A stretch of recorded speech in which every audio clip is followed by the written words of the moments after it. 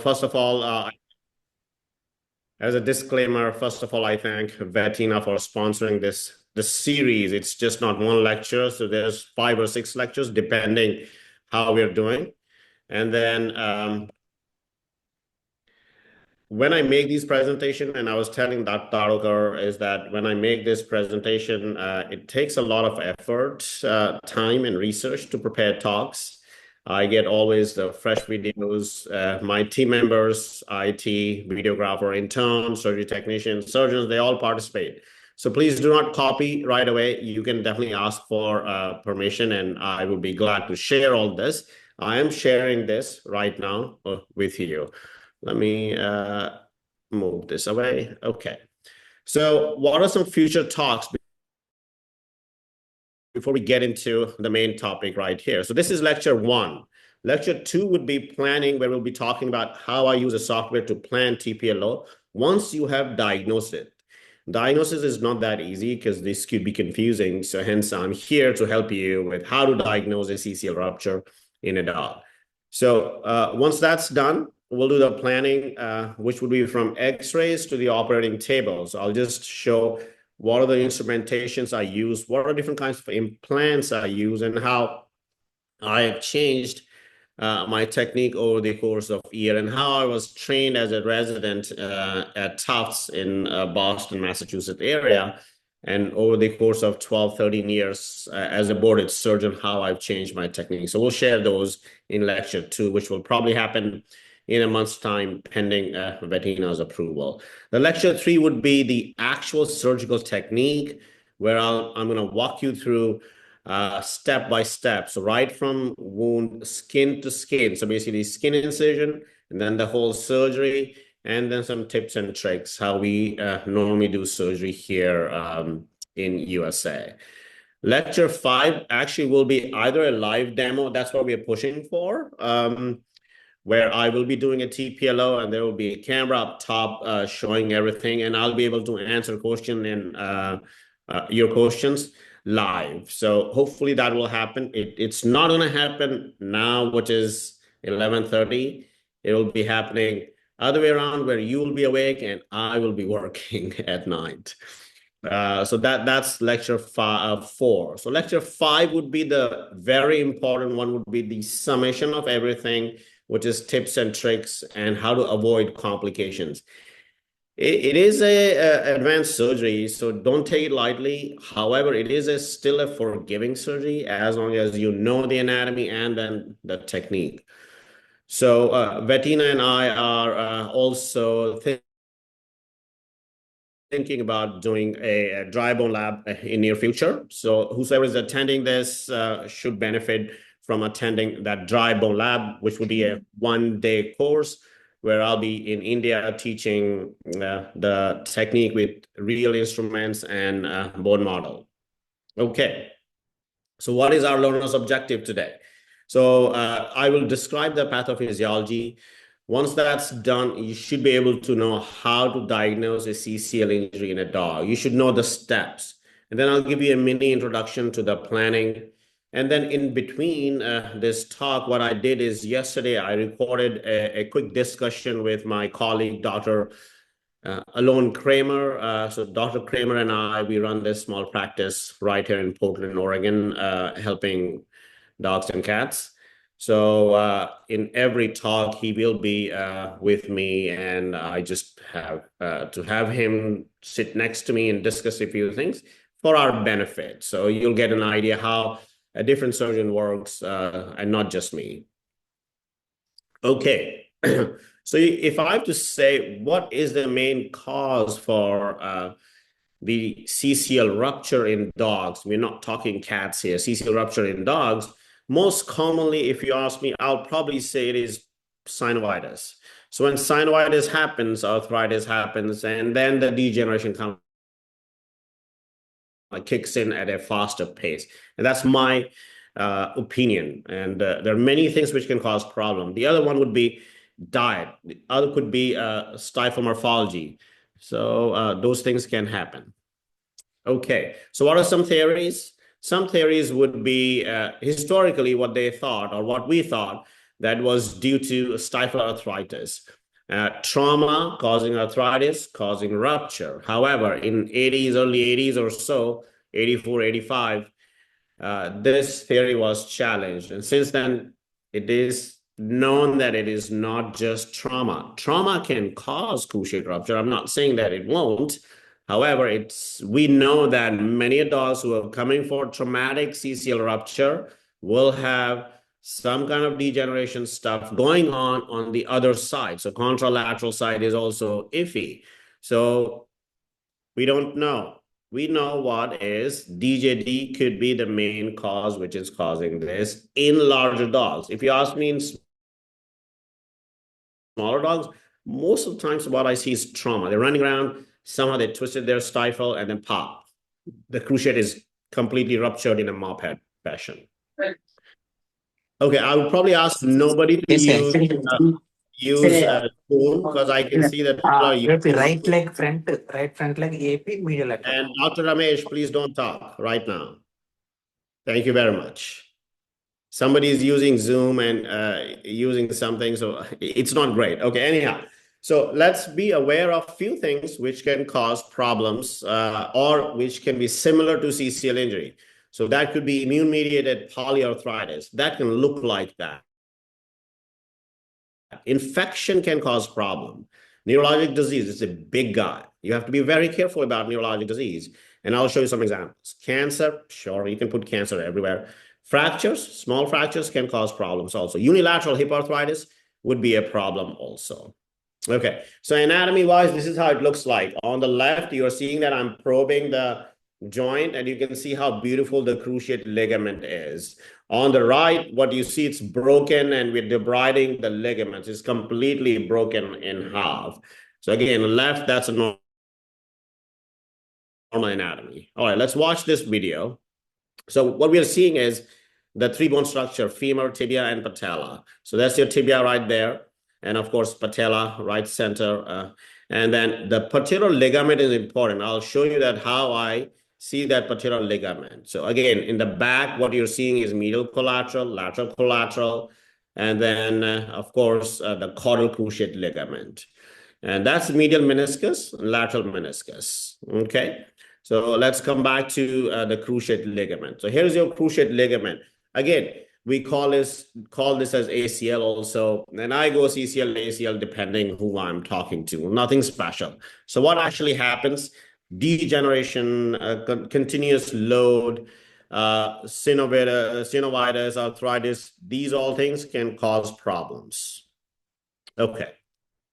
As you're doing that, slowly, one by one, this cruciate ligament is braided, as you can see. So one by one, progressive tearing happens. And as you can see that pop, pop, pop, and then finally from partial rupture to full rupture happens. As soon as full rupture happens, what you will see is that tibia is moving forward. Tibia is moving forward, okay? When tibia is moving forward, that is known as cranial tibial thrust, and I'll show you how I examine. Now you can see from this angle, as tibia is moving forward, it is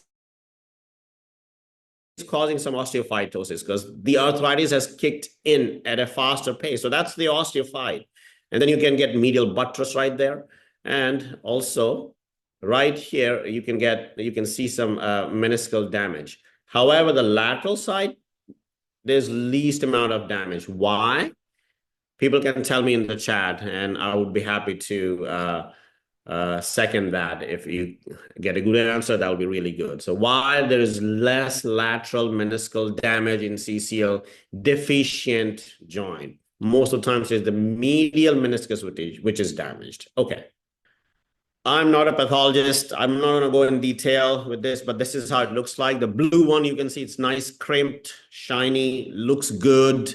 On the right side, on my side where I'm on the screen, you can see that there's a huge gap because it's ruptured. Up top, you can see on the intact side, on the left side, is this nice linear floor of chondrocytes or cells. But on the ruptured ligament, you can see that it's completely bothered. So, I mean, this is how it looks like histologically. So what are some risk factors? This is an old paper, like late 90s or so, but I'll still go through this. We don't have to binge on this, but let's look at this. It is important. So age, more than 4 years. Why? I mean, in puppy, there's some laxity. They're still like growing, and at times you don't see it. However, I'm seeing nowadays, I'm seeing like 1, 2 year old dogs, and we are doing it. Recently, I did an 11-month-old dog, and I did a bilateral TPL on that dog. They both were ruptured. So age more than 4 years, yes, you'll probably see more CCL rupture just because arthritis has kicked in. Reproductive status, if they are neutered, we all know late neutering will cause good hormone balance in the body, so good structure, bone, muscle, tendon, ligament. So many times it will be protective. So if you're neutering very early, there's chance that it will cause CCL rupture. Breed, I don't have to go into this. You see all large breed dogs. I think that's not correct anymore. All the papers still say large breed dog. Newfoundland and then Pyrenees are almost, I would say, poster child. And we see lots of Rottweilers, Bulldogs, Golden, Boxers, Pit Bulls, small dogs like Yorkies, Chihuahuas. I see all of them. Least amount of those coming with CCL rupture would be Dachshunds. So I don't see a lot of them. Corgis are the second least. But anyhow, breed-wise, everything is there. Weight, heavier weight, yes, you'll get CCL rupture in them. Body condition, I'm not too curious about it. So basically, a big, bulky, stocky dog with tiny stump legs will have a cruciate rupture. It's just very common sense. Intended function. So athletic dogs, if you say that, Dr. Jha, do you think that the dogs, working or herding dogs, will rupture more? I don't think so. I think it's unknown. Stifle anatomy will play a role. Of that, the most important thing is the tibial slope. If the tibial slope is way steep, it will cause rupture because it's putting a lot of pressure on that. And of course, if the femoral torsion is there, it's continuously twisting the whole ligament underneath, it will rupture. It's a heavy table, but what I look for is just this. I think when I talk to pet parents, I'll say degeneration, trauma, and breed. So basically larger breed dogs. So these are the three things which will cause rupture or injury in dogs. So that's basically a pathophys for all of us. As doctors, meaning scientists, clinicians, we should know pathophysiology before jumping into diagnosis. And yes, I'm a board certified surgeon, more than a decade. I still love to read pathophys because that gives me a baseline to attack and read and solve problems. Okay. So if you ask me, how do I do the diagnosis? The diagnosis for me revolves around these three things. So how the history has been collected, what are my physical exam findings, and then can I link the history and my physical exam finding onto the X-ray findings. If X-ray findings are so-so, then I'm going to go to the lab. When I say lab, I mean joint taps. I'm not looking at blood work. Being an orthopedic surgeon, there's no need to look at straight away blood work unless it is, IMPA and other things that I'm looking for, neutrophilias, because it is infected, of course. But labs, basically the joint tap, and we'll discuss those in future right now. Okay, so history taking. I'm not an internist. My history for orthopedic exam. So my whole team right here will triage it. Before it comes to me, it has already been triaged or gone through a few things so that I'm not getting every single thing like an osteopenic dog or osteopenic dog limping, and that's why we think it's a CCL rupture. When I get a concise history, like what is duration, which side is affected, is it weight bearing or non-weight bearing, what's the response to exercise, rest, or medication, so something like that. Okay, so duration of lameness, of course, very, very important. It actually plays a huge role in diagnosis, is it acute versus chronic? And then on that, I will know if I'm going to get cranial draw, tibial thrust, or pain, or what I'm going to see if I do x-ray. So let's look at this video, which we just shot a few days ago with a client. How are you doing? I'm good. How are you? Well, it's unfortunate that you're seeing me, but how are you doing? She's doing all right. As far as she does kind of continue to limp though on her left side. Okay. How long this limping is going on? I mean, it's been probably the last, I'd say like couple of weeks. Couple of weeks, okay. Yeah. Okay. Was there any history of like trauma or something? I feel like when we went hiking, Yeah. we always go hiking, but I feel like the last time we went hiking, we went on a longer hike, about like 2 hours or so. And it seems after that, that it really seems the last couple of weeks that she's been limping more on it. Okay.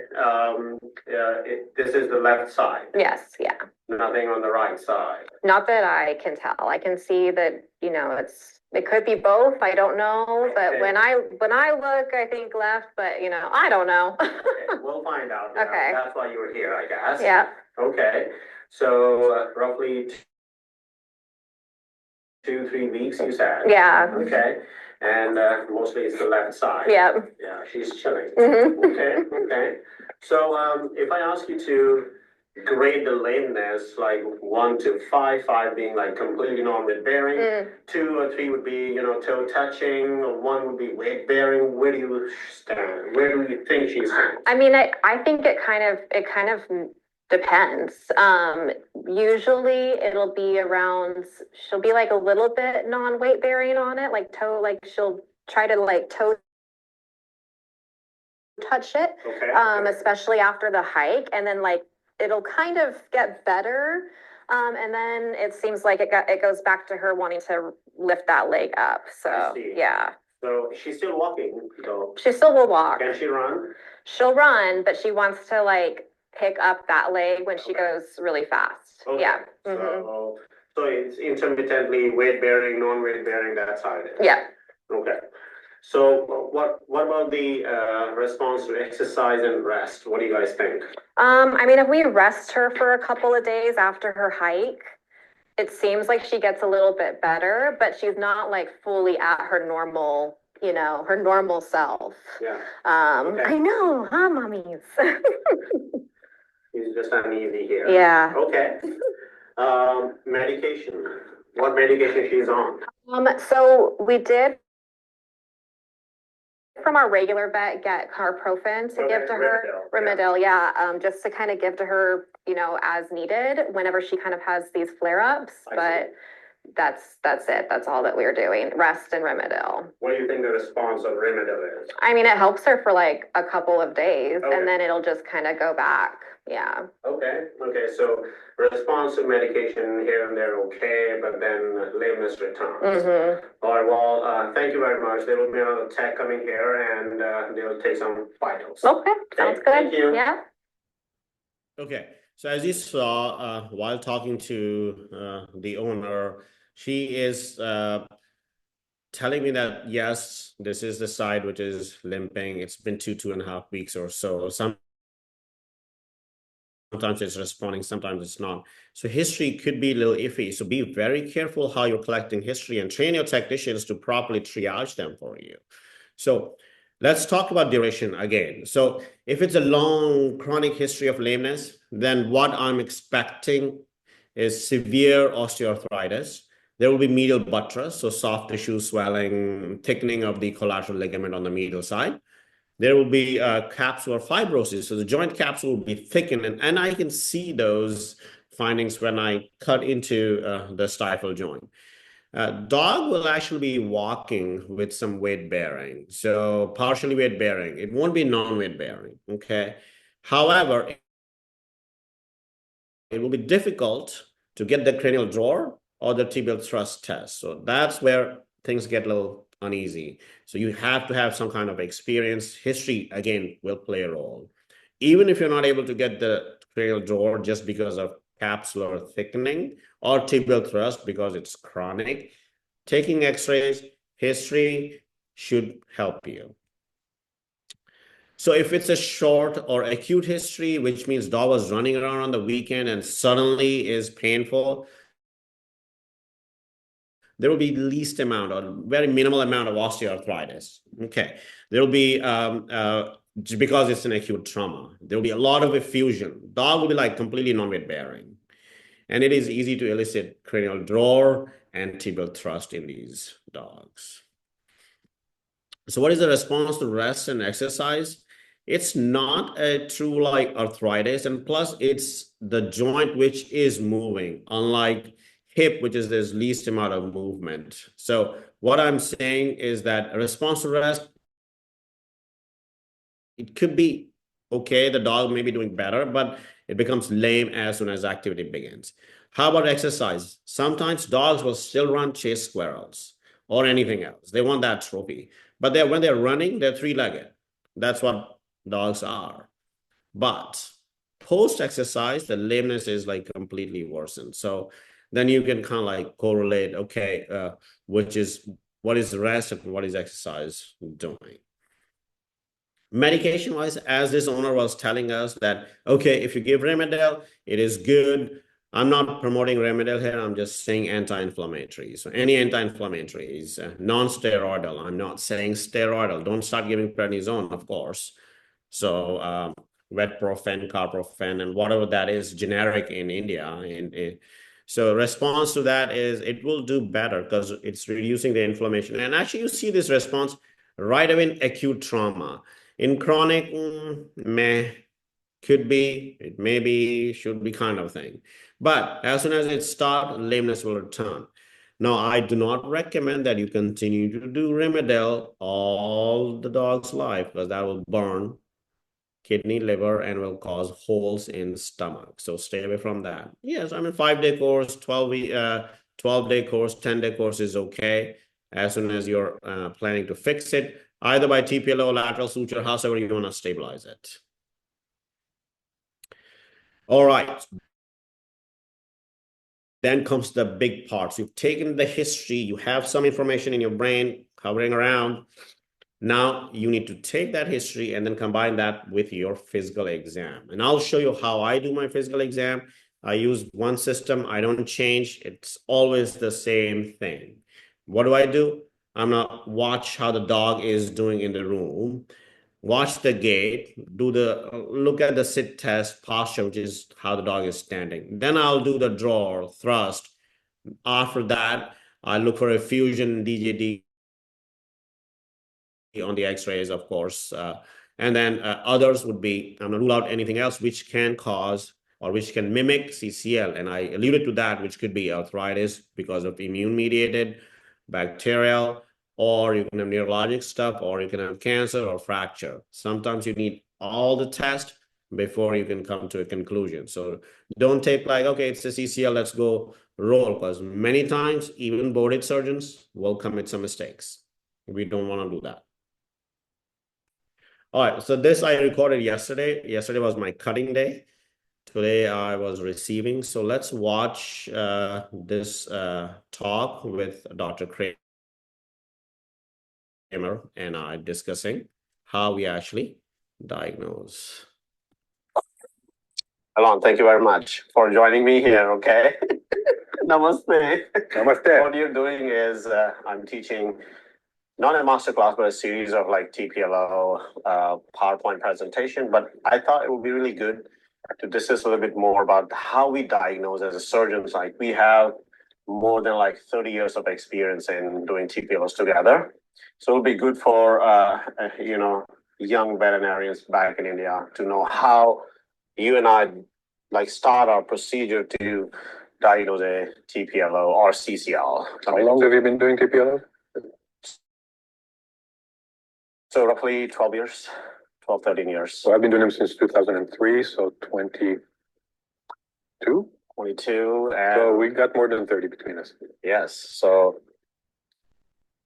lots of TPLOs done. So let's talk about when patient walks in, what are you telling your technicians to look for?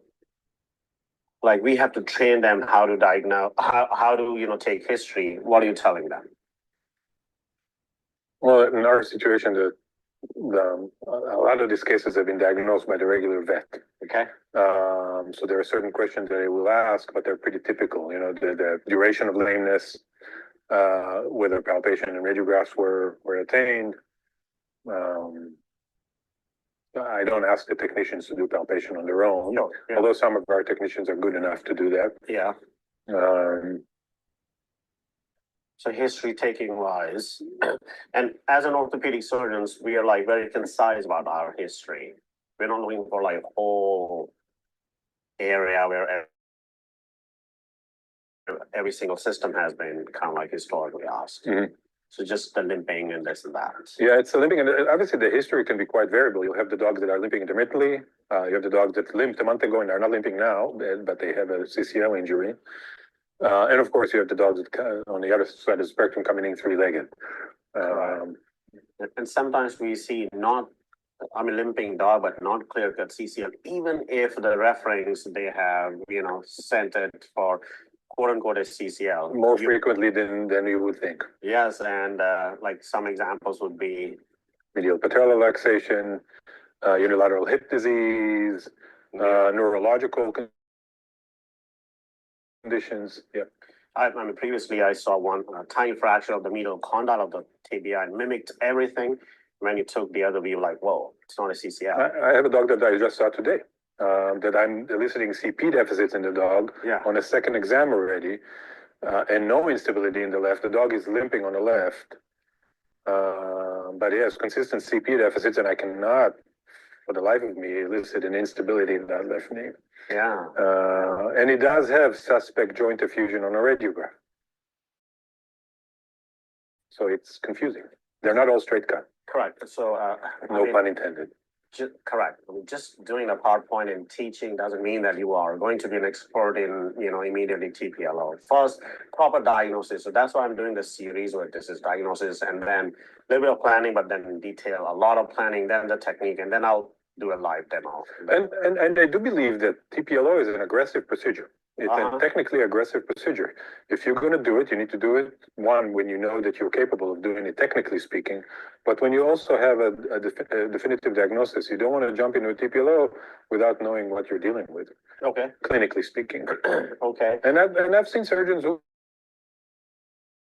who jump, boarded surgeons who jump into TPLO without a definitive diagnosis. Yeah, that's very dangerous. So I'll tell you how I do my exam. I'll just, walk them, gait analysis, posture, the raw positive sit test, those kind of things. And then I'll go do palpation of this drawer and tibial thrust. How do you do it? Similar. Walk me through that. Gait assessment. I do a brief gait assessment. It doesn't have to be very long, depending on, obviously, the clinical signs.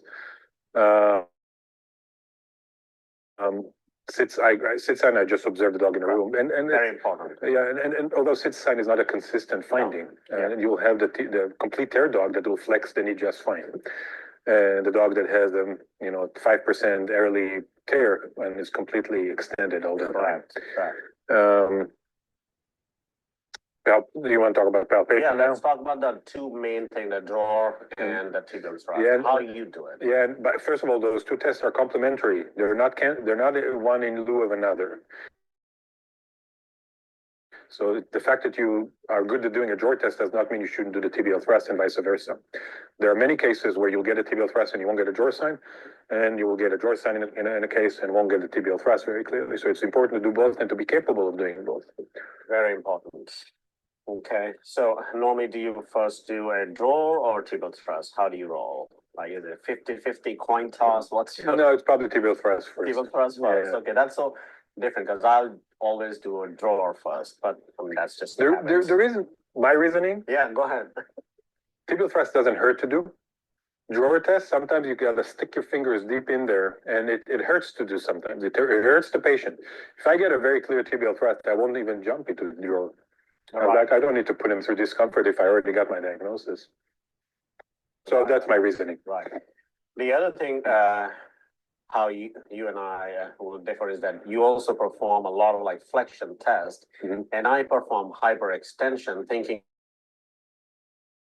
that the CCL prevents hyperextension. So when it's damaged or inflamed, it will be painful. Yeah, but so my reasoning on flexion, and that's how I was trained. I didn't invent the book. I didn't write the book. That the CCL gets tension when it's flexed. If you think about the anatomy, as you flex. Yeah. If you think about my finger as being the CCL, it goes from here to here. And as you do that, you create tension across the CCL. So you'll cause discomfort associated with that. Versus if you go extension, you actually loosen the CCL. Right. The other thing about the issue I take with extension, and it's nothing personal, is that most dogs and most humans, when you hyperextend them, will be uncomfortable. Yeah. So it's non-specific. They'll be uncomfortable because you're hyperextending. I just hurt my knee. Yes. Extending it. It hurts. Right. Now, this is not a consistent test. I don't find that hyperflexing, if a dog does not respond on hyperflexion, it does not rule out CCL injury. Okay. So that's a pretty good setup for physical exam by surgeons. I mean, next test is, of course, you look at the x-rays. What are you looking on x-rays? I mean, I know arthritis, but go ahead. Yeah. What I'm looking, I'll tell you. I'm trying to rule out anything else but arthritis. I don't care about arthritis. That's a great answer, because we both experienced the cases where they feel like an ACL injury and there's some CCL injury, but there's something else going on there. The arthritic changes, the distal apical patellar osteophyte, non-specific but consistent with CCL injuries.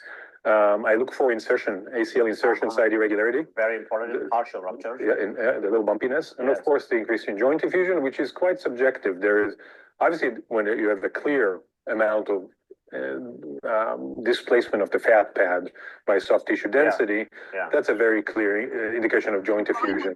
But there are many dogs they'll have a wisp of increased density there that many radiologists will call joint effusion. We will continue with this webinar immediately with the same meeting, same link. Okay, shall we reconnect? Yes. I would request everyone to please reconnect. Okay. See, and then finally I'll just come down and then try to do a quick neuro test by checking the CP deficit. So again, I'm trying to see where his paw is, and he's a normal dog. He's doing good. So as you can see that he can put his paw back. So that's a quick snapshot. But again, for orthopedic exam, I need to concentrate on one particular joint, and I'll show you how we do it. So here's my system, what I use. So as soon as I enter the room, I'm going to see the posture. How's that dog standing? How's that dog sitting? And then, of course, the gait assessment or analysis, how the dog is walking, which leg is affected. I'll show you some slides, and then it will be all questions for you. You will be diagnosing it on the chat. And then I'll check for standing exam, recumbent exam. Finally, I'll rule out any neurological abnormality. As an orthopedist, you have to make sure that you know at least some basic advanced neurology, especially the exam and localize a lesion. Otherwise, it could be a long road at times. Okay, so what is a sit test? As Alon and I were discussing, it's not a full proper test. It's a raw test, but it gives you an idea. And I like it just because I haven't touched the dog. Dog is telling me that, Dr. Jha, here is the problem, fix it. Watch this normal dog. So you can see how the stifle is completely flexed. Dog is sitting square, which is good news. How about this one? The dog is struggling to flex the stifle joint just because of swelling and pain. So the dog is thinking a lot. So watch, this dog is walking, and he wants to sit. He's trying to adjust. So as he's sitting, he's trying to adjust his rear end and sits with half flexed knee joint, not placing the rear end fully perfect square. Same right here. Okay, so what you're seeing is he's not flexing the leg properly, and then paw is out. So paw is just a little bit out, and that tells you, like, doctor, this is the paw which is affected. I mean, again, very, very raw test. The other test, what you can see is this, which is toe touching, like tiptoeing. So watch that Great Dane right there. So the left hind is affected and it's like, okay, I cannot put it back. I cannot put it back, kind of thing. So on this other side, you can see that I had clipped it for TPLO, but then we found some skin issues, so we didn't do the TPLO, but look at this. Like, okay, I cannot put my leg down just because it's painful. So that's like, partially weight bearing, non-weight bearing, toe touching lameness is what we call.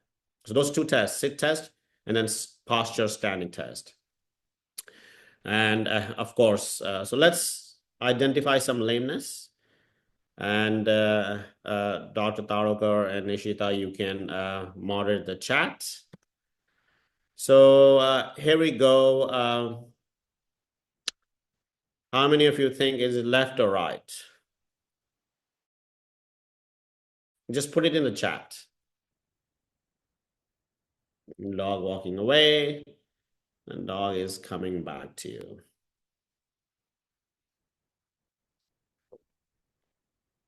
Okay, so that was a left hind limb lameness. Okay, so this dog, again, sitting like so, and then as I'm palpating, and you can see that there's a mild, very mild amount of tibial thrust, and there's not a lot, but now you will see the cranial cruciate ligament kind of like given away, so I can move this.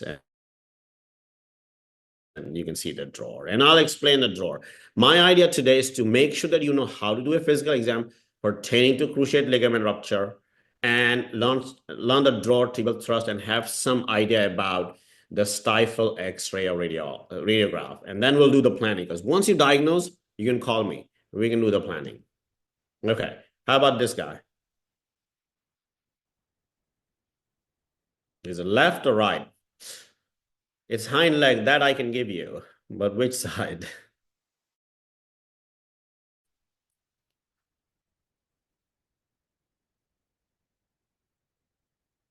Okay, so that was the left side again on this guy and chronic.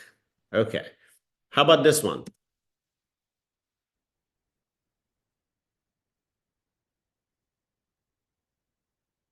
So what I'm trying to do is training your mind to see different kinds of cases I see as a specialist here in US.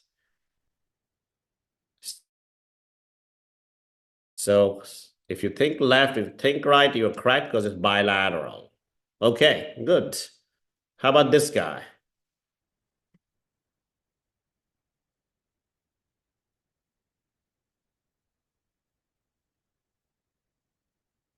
And then boom, normal. Everything is fine. And she's stuck right there. So let me play this again, okay? Here we go. Is it right or left?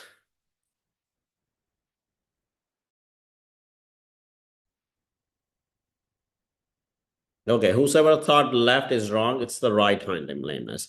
So basically, when you're watching the dog, especially from behind, what you're seeing is that dog is offloading to the side, which is kind of like affected. So Dr. HR, was that neurologic?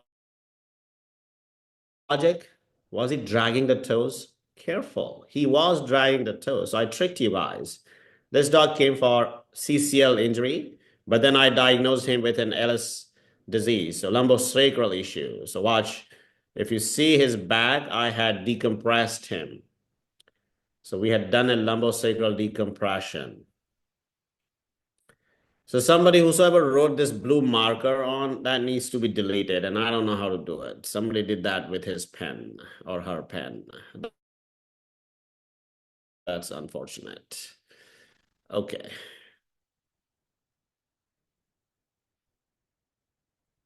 Let's see if I can close this and open. Nope.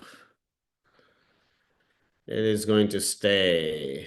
How do I delete this? I'm trying to do it. Let's see. Yeah, but people should not have these. I'm sorry. All right, let's go. We need to keep rolling because I have to teach and I love to do this.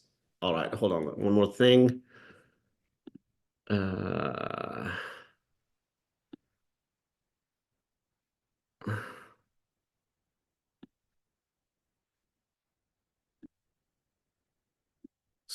Speaker.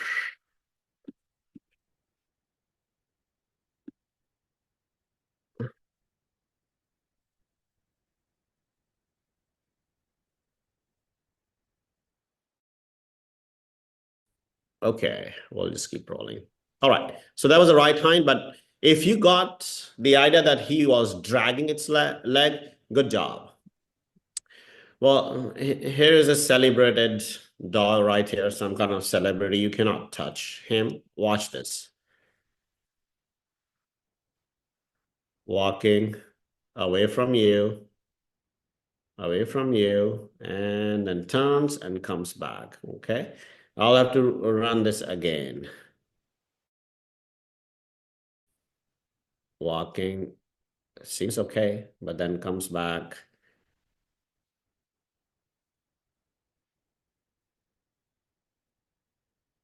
Okay, so if you guessed left, you're right. If you guessed right, you're right also. This dog came with bilateral injury. And at times it is really difficult because they're walking like almost, gingerly with short strides on either side. So it is difficult, but you will probably see that as they're turning. So it is important to turn them in big circle on either side. As they're turning, you'll probably see, like horses, like you'll see some differences.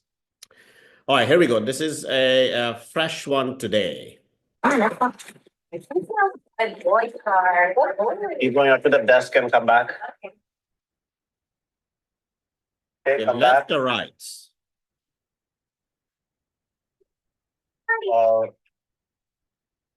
And stop. We'll do it. Okay, it is very difficult to see because sometimes dogs are like this. They're just moving around. Of course, the floor is slippery. So then what I do is I would do a slow motion video. And I knew which leg he's affected, but for you guys, let's watch this. Okay.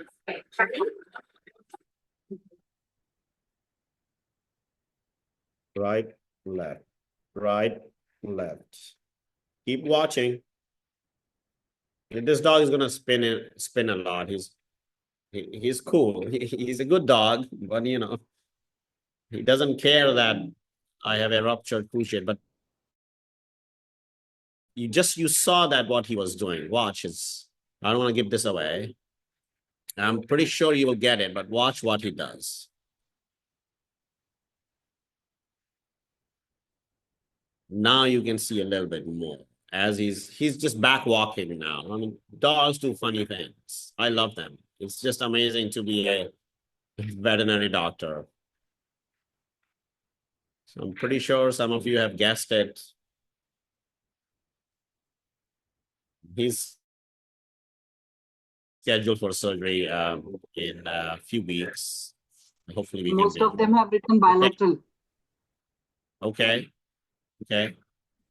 So let's see how he sits. Okay, now he's gonna sit down. All right. So he's gonna sit. And she's giving command. So he is gonna sit right now. Here we go.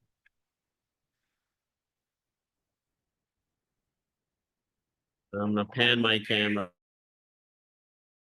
on that side. Here we go.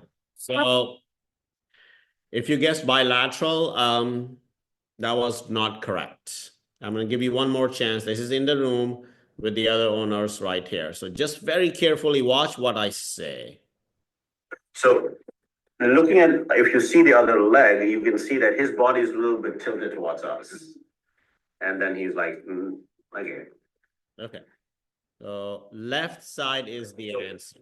And looking at, if you see the other leg, you can see that his body is a little bit tilted towards us. And then he's like, okay. Okay. So the right side, if somebody thought right side, I will give them points. Why?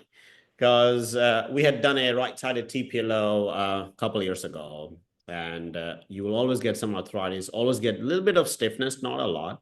But today, when he presented, he was mostly left-sided lame. So again, on the slow-mo video, actually, you could see as he was turning, he was not putting enough weight on the left. So again, the idea here is to train you by giving a lot of sample so that my fellow countrymen can also do a good job back there home, which sometimes I miss. So he was a left-sided lame today.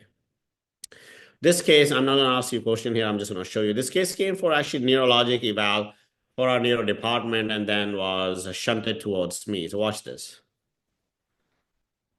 That's neurologic. That's what they thought.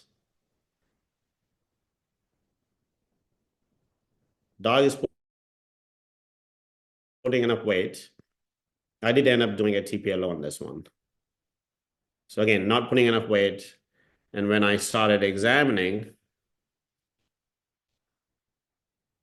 dog was like not very painful. So again, so be careful. Some more case examples. So left, center, and then right. So left one is the bigger dog, okay? What I want you to say, the left, center, or right, which one of them is neurologic? How many? It would be great for you guys to put it in the chat. We're not announcing it. I just want some response so that I know what I'm doing here and what we're seeing. So which one is neurologic? Okay. Oh, sorry. All right, let me go over this. So basically for the gait analysis, and none of them are cruciate injury here, but I wanted to have this slide because it is important for you to understand. So in this case, the first case, which has stopped, not walking right now, has a hip dysplasia, the Great Dane. The second one was a failed FHO. The third one, the Bulldog, who's just like walking abnormally, has sciatic neuropraxia. So that dog is neurologic. Other two are just arthritic. So the last one, the right side, the black small dog is neurologic. And you will see that he's not able to even flex and motor his leg properly. After 3 months, dog went back to normal. So somebody did an FHO, and I think it was too much of tension on the sciatic and caused this transient neuropraxia. But this is your gait analysis. You have to be careful how you're examining it. I think after looking at a lot of dogs, taking slow-mo videos, studying properly, you should be able to do it. It's not I shouldn't say it's a rocket science. It's some kind of skill. All right, let's look at, now I walked the dog. We've looked at the posture, how the dog is sitting, how the dog is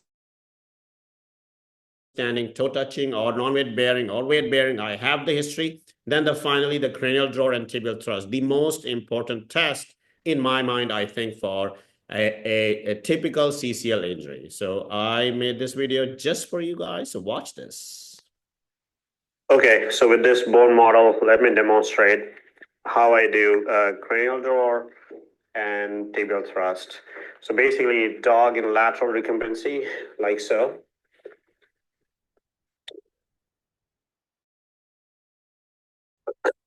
So basic idea here is to make sure that you have 4 points properly anchored by your fingers and thumbs. So basically, the first one would be on the femur. So the index finger is on the patella. The thumb is on the fibula or the condyle right here. So that's your 1 and 2. Third, tibial tuberosity. And then the thumb is on the fibular head. Now you've got a good control. The idea here is not to move the femur. You're not moving the femur. Tibia is what you're doing. So basically holding like so, and then try to move tibia forward. And of course, relatively, the femur will move backwards. It looks like so, but there's big muscle on the quads, less on the tibia. It's easy to move the tibia. That's known as cranial drawer. Do it at different angles. So like flexed, extended, flexed, and then move. So that's your tibial drawer or the cranial drawer. The second test, where you'll hold the paw in flexion and do a simulation of weight-bearing movement. As you do that, what happens is the tibia moves forward. So normally I will put my index finger right here on the tibial tuberosity, and for owners to see as I'm moving, tibia moves forward. So as I'm flexing it, tibia kind of moves forward, and that's known as tibial thrust. So that's tibial thrust. It's easier to do in a big dog if you can't do cranial draw. So mind well that many times you will not get cranial draw and then orthotibial thrust. So basically hyperextension will cause pain. So you're hyperextending it. So I normally hold it like so and then hyperextend. So again, 4 points of contact: patella, condyle, tibial tuberosity, fibular head. And then you're doing this. So that's how I will do my exam in front of the owner. Okay, so when I'm doing my exam in front of the owner, I'm announcing and I'm walking them through my exam so that they also understand what actually is going on. Okay, so let's watch some case demos right here. And I hope you got the idea, the 4 points of control or anchor. Are you sure? Tibial thrust, tibial thrust, tibial thrust. I'm going to do draw, 4 points. Draw, draw, draw. Different angle, less, but this standing angle, a lot of. Then I'm not able to grab the tendon because there's a lot of swelling. Medial butt thrust, thrust, thrust, thrust. See some more examples. It's a small dog.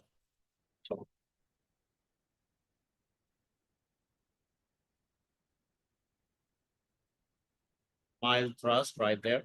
And then tibial and cranial draw, cranial draw. So see, that's what you have to do. Once you have mastered that, you're good. So in every surgery, I must do a draw before I cut. I don't do tibial thrust before I cut. I'll check the tibial thrust after I put the plate because I don't want to touch the paw and this and that, even if they're wrapped. That's the only reason.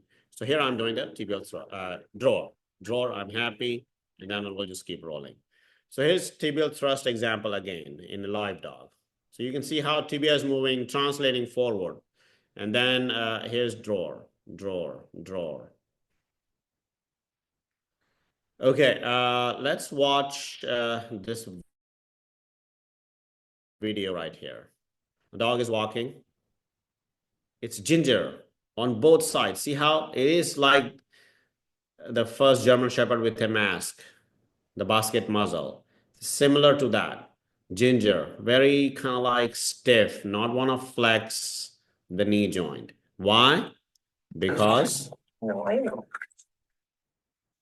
This area. Okay, ready? Okay, good boy. thrust. Keston, so what I'm seeing is a huge movement, not a lot of swelling. I know it's uncomfortable. Okay. So you could see that this leg is affected. That's the left side. Now watch the right one. So again, same on the Right. right also. We can see the movement. Draw. I know. It's I'm sorry. painful. Okay. Draw. So again, you can have bilateral, unilateral. Owner doesn't know is it left or right. It's your job to find it. And anyhow, sometimes I have to sedate them and do the radiograph. So many times I'll just use dexdomitor and turbogesic or butorphanol. Sometimes I'll use methadone here also. Normally the dexdomitor dosage for a healthy patient for me would be roughly 3.75 to 5 microgram per kg. Again, 3.75 to 5 microgram per kg.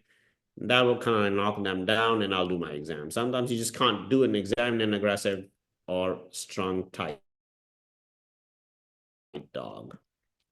So what is the key to the orthopedic exam?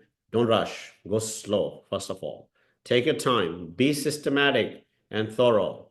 Okay? Think about it. Does the dog fit into that basic, typical presentation? Watch the dog sit. Watch the dog walk. Of course, you need good surface and good handler and do the brisk walk and trot. Then only you can do the orthopedic exam properly. So that was just a physical exam, and we still have to do some x-rays and then we'll be done. So again, this is a master kind of class, and I wanted to impart the knowledge I have gained over the course of many years, like 1.5 decades here. So that's why I'm making this as lengthy and as detailed possible. So when I put my notes down, this is what I write in my notes, okay? The first few lines are just jargon, like, okay, dog is healthy enough. And then musculoskeletal is detailed. So this is how it looks like. So in the gait, I'll say that, dog is exhibiting noticeable lameness, hind limb lameness, non-weight bearing or partial weight bearing. And then I'll say it is stiff, reluctant to play. Somebody else is like writing on it. So again, the gait appears stiff, those kind of things. And then I'll say that, there's a compensatory shift of weight to the other side, okay, which is offloading basically. And then I'll also write that positive sit test or something like that. Okay. And then on palpation, I'll just say that, there's significant swelling, effusion in the joint. And then I'll just keep going down. I'll say pain on hyperextension and flexion. And then the final line would be positive cranial draw or tibial thrust. So that's basically my notation. Of course, then comes the x-ray. We have to do x-rays and then go from there. When we do x-rays, we are doing orthogonal x-rays. When I say orthogonal, that means 2 x-rays 90 degrees to each other. So one lateral, one craniocaudal or ventrodorsal, however you want to call it. So again, one mediolateral and one craniocaudal or caudal-cranial. Many times I've seen that doctors will just give me one lateral view or oblique view, and then they'll say, what do you think? I don't know. I cannot tell you anything. I need 2 views. Yes, I have some experience being a surgeon. I can tell you a lot, but I just want to inculcate a better habit and good culture so that we are doing best job for our pets or pet patients. At times, you can just do only 1 view. I understand, but please do 2 views. So I shot this on Monday. This is the setup we have. So Okay, most of the TPLO x-rays, what we take for diagnosis is done under anesthesia or heavy sedation. And we'll demo you right now how we take x-rays. okay, so watch this technician, how she's setting up this dog. And this is just before surgery that we are doing some x-rays. Many times I'll do x-rays when they come to see me on my receiving days. But since my clinical exam and other things are very conclusive at that point of time, I'll skip the x-rays unless I think that it has to be done that day. And I'll show you some cases. Most of the times they're done the day of surgery. So watch.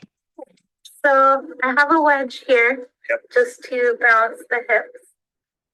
And then of course, we get this leg out of our way. And we always want the knee at a 90-degree angle. Okay.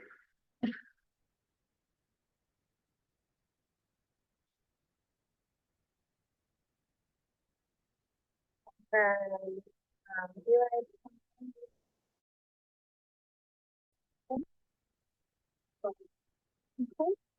and you want your crosshairs basically around the joint. Yeah, joint right here nearby. And then your measuring ball, you want to put it at the level of the bone. Okay. And of course, this is the left leg. I have a left here. And then we'll see how this looks. The purpose of this wedge would be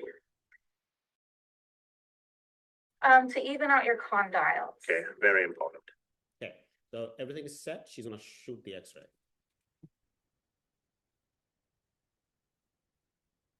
Okay, rotate. Let's see, your condyles are even 90 degrees. Okay, thank you.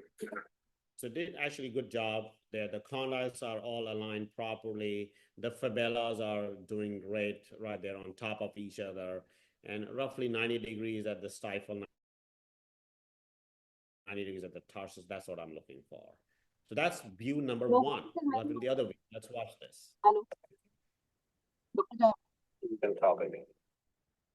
Okay, so for our AP view, I have some wedges down here just so I don't bruise the tibia. Okay.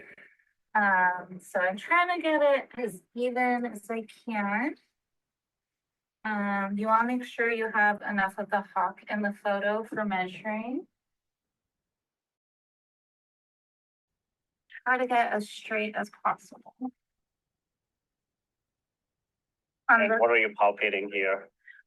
So this way you want your condyles to be equal on either side. Yeah.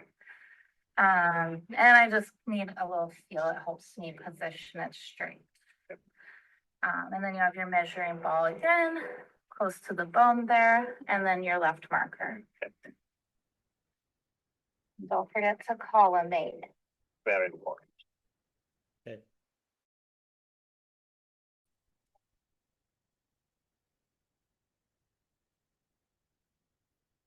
Let's look at this. Nice straight view. Your condyles are here, because the condyles are fairly even. And the fibula, the cortices are being bisected by the fibula on both sides. And you have part of your hawk here, which is also important. Okay, thank you. So again, it is very important how we train our technicians who are taking x-rays. Again, this is a ramrod straight x-ray, and I like it. And she took only one shot for lateral, perfect, one shot for a CCL VD, and we are done with this. So of course, under sedation and anesthesia, it is a little easier to do it. I'm not sure if it is that easy there to put under sedation and anesthesia at all times back in India. But most of the times, yes, I've seen that you just hold the dog and take x-rays. Nothing wrong with that as long as the technique is dialed in properly. So that was the x-rays. I planned it, and then we went ahead and did the surgery. But let's read the x-ray. This is a heavy slide, important slide. But what I want you to know when I'm reading the x-rays, I'm looking at joint effusion, like how bad the joint effusion is. Is it displacing the infrapatellar fat pad cranially? Then I'm looking for osteophyte formation. Then I'm looking for joint space changes. Maybe meniscus is damaged. Little raw, not very specific. Soft tissue swelling, of course, like capsular fibrosis, a little bit more thickening, medial buttress, those kind of things. And then the other important thing is tibial subluxation. That's what I'm also looking for. The two important things which are always there would be joint effusion and osteophyte formation. These are two very important that you'll be seeing it. All right, I think we have to log back in. Dr. Tarokar?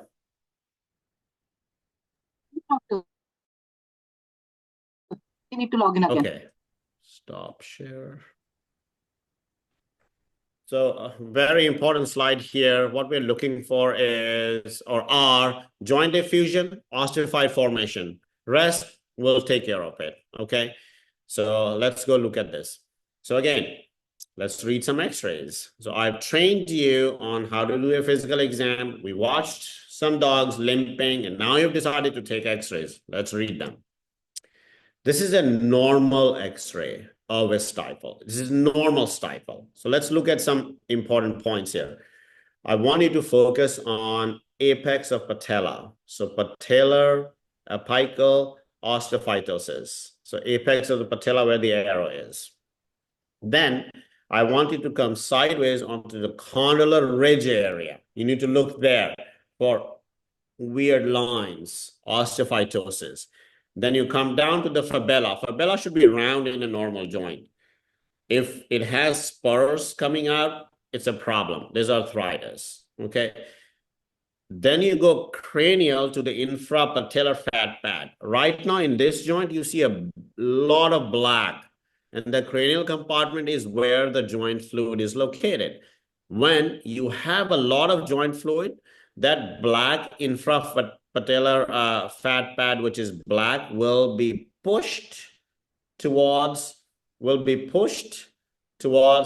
patellar tendon, okay? So keep an idea on that. And then the important thing will be the cranial cruciate attachment on tibia, that arrow. So these are the things what you have to watch. All right, let's look at some examples. So here is something what I will ask you to read. Okay. So again, normal, abnormal. So what are things they are abnormal? Let's look at this. So again, apex of patella, can you see the osteophytes? The spur, really sharp spur sitting there. Fibula has an osteophyte also. Not one, many. And then a cranial compartment, you'll see a fusion. The big black sail-like triangle has been pushed and you have more effusion. Okay, so these are the few things that you're seeing. However, there's a lot of like osteophytosis on the condylar ridge also. This is how it looks like. So I've opened the same joint and you can see on this animation photo that there is some condylar ridge osteophytes. So again, follow that line and this is what you see. Just by the ridge, you will see these osteophytosis. So on lateral view, you should be able to see this line. If you see undulating line, that's a lot of osteophytes. So what is on the AP view or CC view? What you see is the medial and lateral osteophytes. And that's the same thing, the undulating line, or I just showed you the photo of that. That's the same thing which you're seeing on the medial and lateral side. On the femur, on the tibia, you will see on the medial side, the condyles are touching each other. So that's the loss of space. Again, very raw. Most of the times it is when the meniscus is completely damaged and it's just crushing bone on bone. I don't see that all the time. It could be positional also. So be careful about studying that all the time. You don't have to like rely on it. Okay. So, and then you will see osteophytes. So you see 4 osteophytes at 4 places mainly. Medial lateral femur, medial lateral tibia. That's about it. Okay. How about partial rupture? So this joint is quiet, a little quieter than the previous joint. But you can see a lot of effusion cranially as well as caudally. And then where the cruciate attaches, it's kind of like ruffled up a little bit. Let me just show you this. It's important. Okay. So this is where it's kind of like ruffled up. And then you can see a little bit of osteophytes. See the effusion, this much of effusion. Okay. Caudal compartment also, a lot of effusion. So this is the undulating line that I talked to you about. So again, this is partial, but still important to know. Oh my God, okay.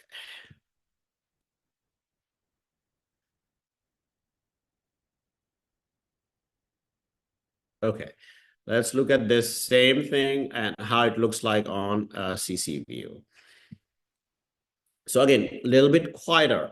You still are seeing some medial and lateral femoral osteophytes, and then topmost proximal tibia medially and proximal tibia laterally, just above the fibula, you can see some sharp edges right there. And of course, on the medial side, you'll say the joint space is less.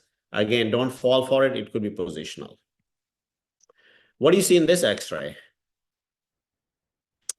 It's a stifle. I can tell you that there's patella, fibulas, you have femur and tibia. And I would love to see some answers in the chat.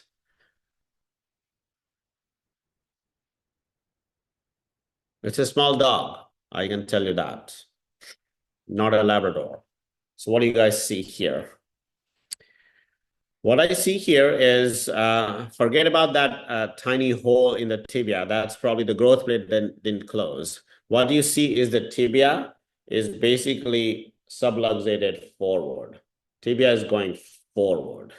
I mean, this way, here. So this is subluxation of tibia. This is an acute rupture of cruciate. So not a lot of effusion right now that I'm seeing. Not a lot of arthritic changes, but tibia is subluxating like so, what we looked in the tibial thrust. So same deal on this one. Very, very quiet joint. But you can see the tibia is subluxated cranially. And again, just happened. You can see the patella is almost near normal. There is no like lateral trochlear ridge osteophytosis. Fibulas are round. There's nothing special on the VD view or CC view, but tibia is forward. Okay. So when you see the partial rupture, of course, x-rays are important. So this was today. Today was my receiving day, so I'm not in scribes. All right, so what we did today, she came with a partial rupture. And then my assistant is gonna pan right here. You can come close. So there's not a lot of movement. And again, not a lot of instability. And I can grab this tendon. So this is very important. If you can grab the tendon like a pencil, see this, the patellar tendon again, there's not a lot of swelling. However, it's a partial rupture and I cannot move the joint. And I'll show you what I mean. So again, tibial tuberosity, nothing. There's no movement.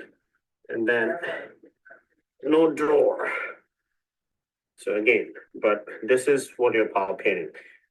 There's a little bit of medial buttress on this side, but if you're grabbing hold, you can hold on to the tendon. That means there's not a lot of swelling. And again, dog is walking on, almost when you walk her.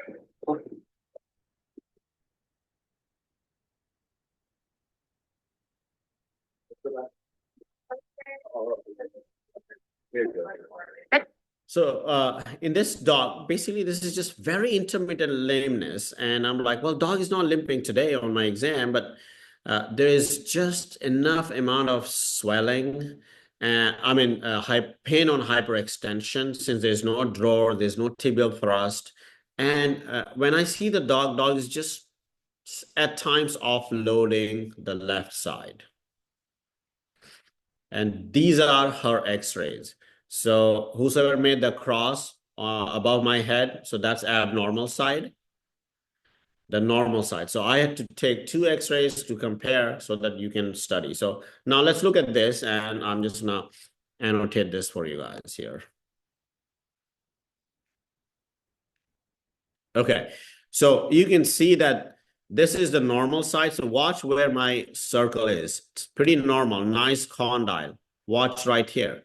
This is ruffled up. There's something going on. Now, look at the black sail, this big black sail here. It's small and it is grayish. Why? Because there's a lot of effusion. All these are effusion, okay? Let's see. One important thing I have to show you is on the patella. Okay, so let's go back to the pen. See how patella is smooth right here? Look at this, messed up, osteophytosis, big time. Maybe a little bit right here. But look at the patellar tendon, small, smooth that I was grabbing, similar size right here. So the point I'm making is that you will have to combine not just the history. So in this case, I was like, okay, historically, this dog is showing some issues. So we have to be cognizant of that this dog probably has something going on. And hence I was like, okay, let's see, take some x-rays and go from there. And here we go. This is what we found. So I'll be doing a TPL on her in near future. And who knows, this could be a live patient for you guys.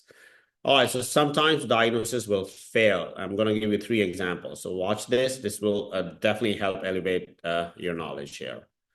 So this is case number 1. And I want you guys to look, put your answers in the chat. Okay, here we go. Which side is affected and what kind of lameness is this? Okay, so, okay.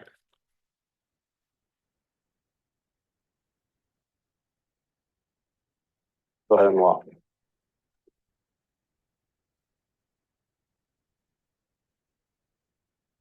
I watch share. Yeah, And then are we gonna do like a discharge, so you'll talk to them? yeah, I'll go. Dog is not pulling any weight. Then what is the next thing you do? Of course, you're going to do the exam. This has been going on for roughly 2-3 weeks.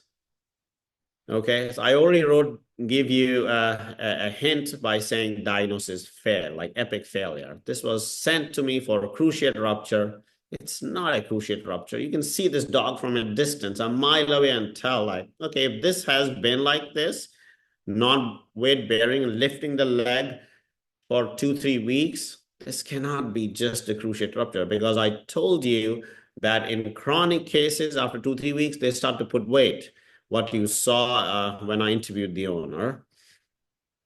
So what I found was there was a lot of swelling, and you can actually see a lot of swelling on the x-rays also around the tibia, and that's what I'm holding between my fingers. So there's a lot of swelling right around this area, which I flipped, and it just below the knee joint and goes down up to here. Okay, so looking at the x-rays, what do you guys think? What is going on? Let me zoom in. So here are some x-rays for you. What do you guys think? And why? Let me send a normal x-ray. Okay, so this is normal. On the right, we just dropped. On the left, it's abnormal. So what do you guys think? Looking at the proximal tibia. Okay. So proximally, what actually is happening is you're seeing some lucencies.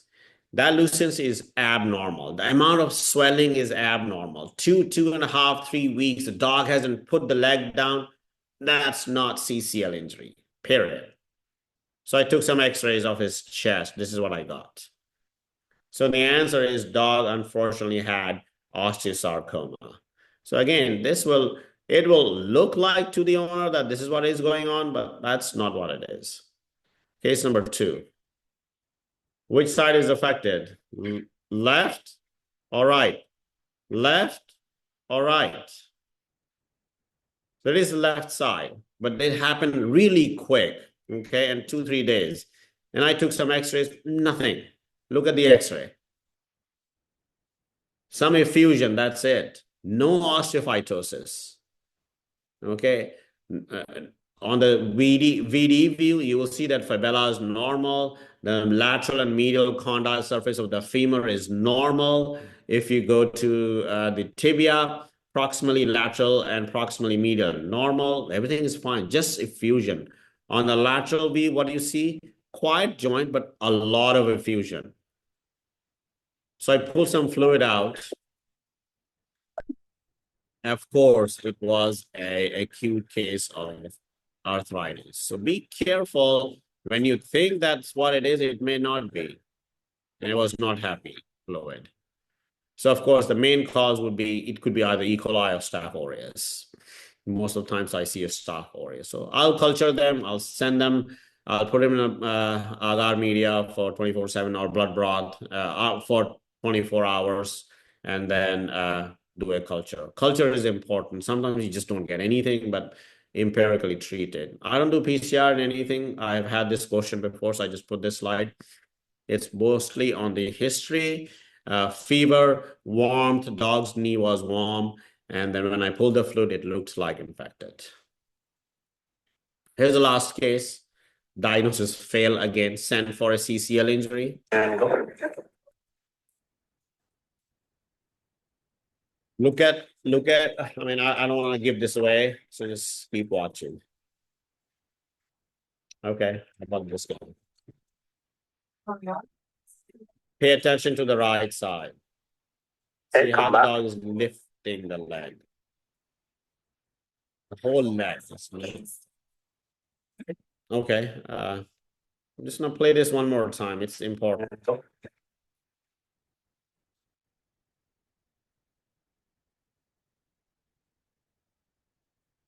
Okay, you have seen a lot of walks with me right here today, like a dozen of them. This doesn't look like that. So yes, so the x-rays are normal, okay? No pain on physical exam, no drawer, no tibial thrust. It cannot be cruciate ligament rupture, guys. Mildly ataxic, dragging gait. I was like, okay, you need neuro support. So we sent it for neuro eval. He's getting neurological eval. So we suspect that this is a peripheral nerve sheath tumor of sciatic nerve. So again, connect the history, your physical exam, very important, which includes from gait to palpation, and then x-ray. These 3 needs to be connected. So what is the premise for a TPLO? that there's a slope on the tibia and then femur kind of like glides. That's how I explain. Okay, so if you put a cart on a slopey road, if it's a partial rupture or a full rupture, you apply some force, the femur kind of like moves down in relation to tibia. Basically, tibia is moving forward. So how I fix this is by aligning the slope. So once you align the slope, you can put that cart back, even if it's ruptured or it's not attached to the pole, the cart is not going to move. So that's the premise for a TPLO. And then you can see that I've cut the bone and straighten it. We'll just put like the plate and some screws. How do I plan this? Okay. So I will do the surgery in a small Chihuahua. So the smallest I have done is 1.6 kilograms. And then the biggest we have done is roughly 80 kilograms or so. So roughly almost 200 pounds. So I'll just quickly introduce TPLO planning. I think with all the diagnosis, you should at least know how you will be taught the next time when you attend this. Okay, so once the images have been transferred, what I normally do is I'll pull them and then I'll make sure that these mag markers are aligned with our magnification. So first you take this and measure from here to there, and you can see that it's measuring roughly 2.63. However, it is a 2.5 marker, so I'm just gonna calibrate that, and now it's calibrated. It's 2.5 here also. Next, what you do is take an angle, or actually a circle. Draw a circle right here on the talus, so that it's going through the talus perfectly, as if the diameter of talus, the head of the talus is matching this circle. And then just draw another circle, just put it here somewhere for now. And then what you do, you wanna draw a couple lines. So we'll take this. The first line is drawn as a mechanical axis, so that's gonna go between the eminences of the tibial plateau. And then bisecting this circle, move it a little bit like that. And then the second line I can draw, which is gonna go as a tibial plateau slope, roughly like that. So half and half divided. And of course, you're gonna take an angle and measure it like that. Bunch of lines, of course. This angle is measuring roughly 62 degrees. So minus 90 is 28 degrees. So tibial plateau is 28 degrees. We'll move these lines away. Now I'm gonna bring this circle back here, right there where is the center of the eminences, and I'm gonna make it bigger. And my guesstimate is that this dog is gonna take a 24 blade, and I'll explain those things to you later. So let's measure and see if this is 24 or not. So basically the diameter would be 48. So 4 roughly 8. Okay. Let's do that. It looks like it's pretty big, so we're gonna reduce the circle to 42. So that means this dog is gonna take a 41 blade. So roughly there. That circle seems to be pretty good, and I'm happy with the positioning.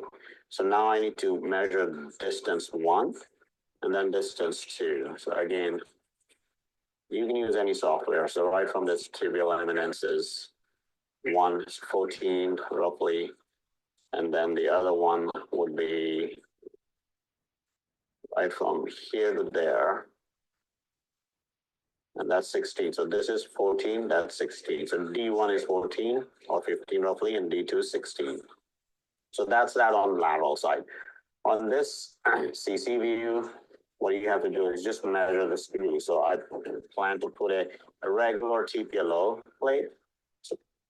Okay, so that was just to show you how I do. So the next lecture, of course, is planning, where I will take you on a detailed journey how we do it. Okay, so how do I perform a TPLO? I'm just going to quickly run through this.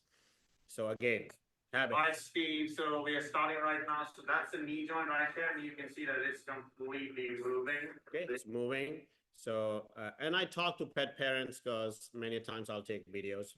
So this is now you're looking into the joint. So basically, if this is the tibia right here, you're looking right up that side. Okay, so You're getting this. I want this. Dr. Jha, are you able to hear me? Getting it? Your I voice see is play in the joint. That's Dr. Your voice is not audible. Tadokar? Your voice is not audible. Oh, okay.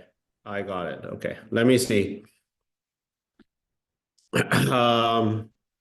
So these were, can you hear me now? Yes, it's okay.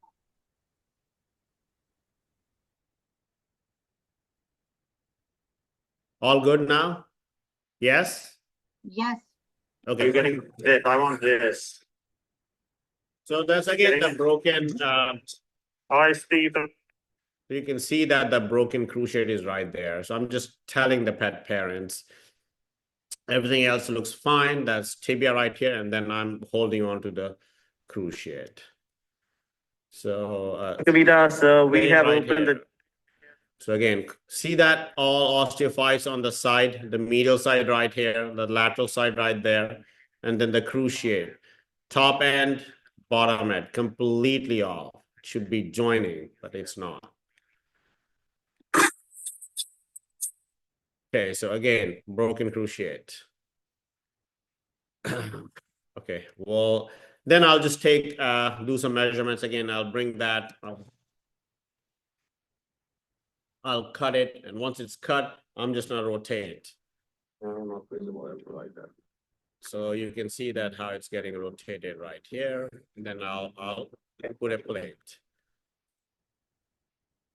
So that's putting plate, finishing up. let's see. All right, we're finishing up, so you can see that there is. That's how it looks like. So the cut and then the plate. So in summary, history is very, very important. And I request and I profess that everybody should do a systematic physical exam, find a way, and then stick to it. Know how to perform cranial drawer and tibial thrust exam, super important. 2-view x-rays. Sometimes you may have to sedate to do the exam. And then make sure you rule out other diseases mimicking CCL rupture.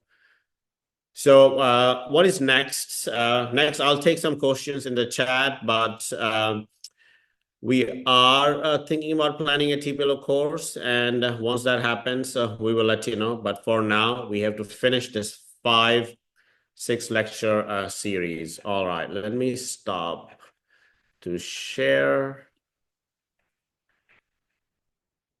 Okay, so Dr. Tarokar, howsoever you wanna run this.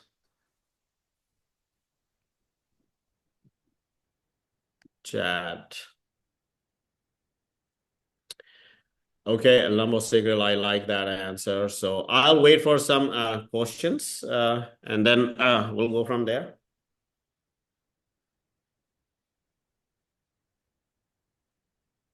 Please raise your hand. Question and you can ask.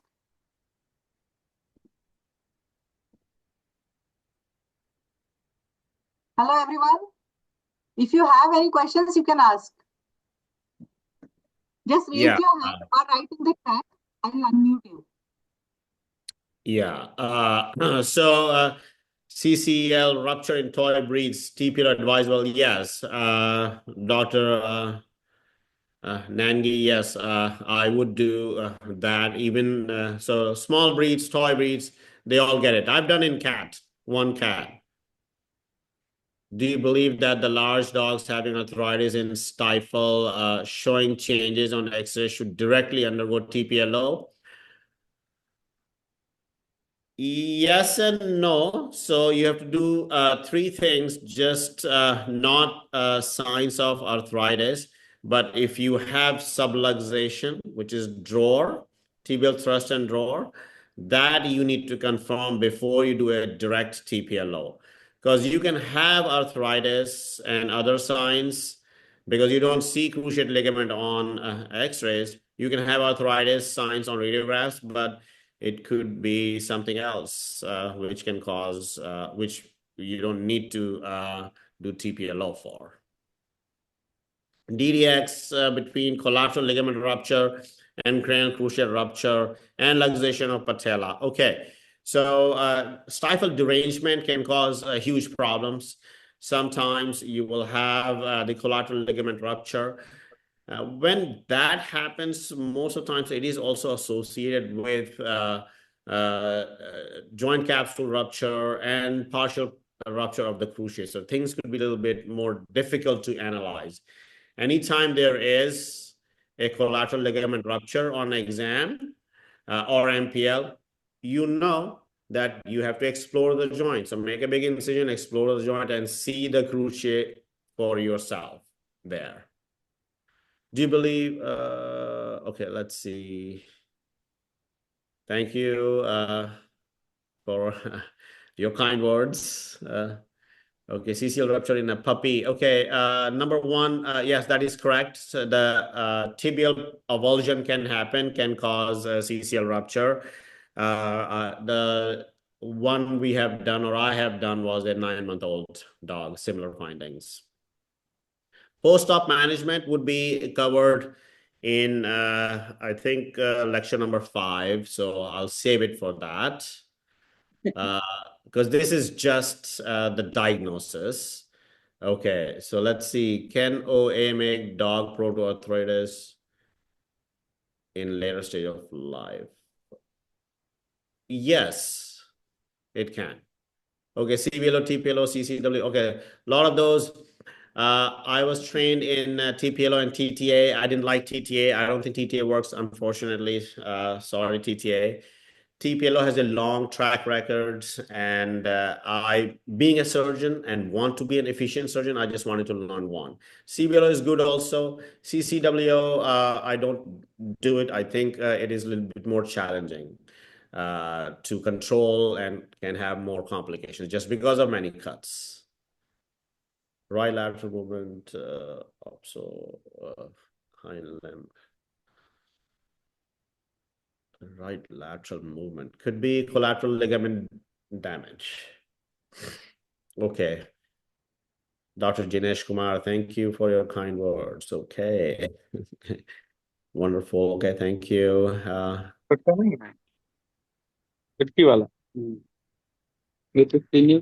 All right.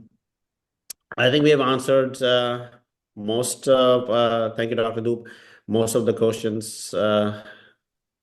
And if there's nothing else, we should take off. Yeah. Thank you, Dr. Jha. On behalf of entire team of Vetina, I sincerely thank Dr. Shanti Jha, who could spend his busiest time gracing his presence for this webinar. I also thank all the wonderful participants for being a part of this webinar. With this, I announce that the webinar is over. We will be sharing the video. We have recorded the video and we'll be sharing it through the WhatsApp or through the mail. Thank you so much. Thank you, everyone. Have a nice day. Have a nice evening. Thank you, Dr. Jha. Once again. Yeah, thank you.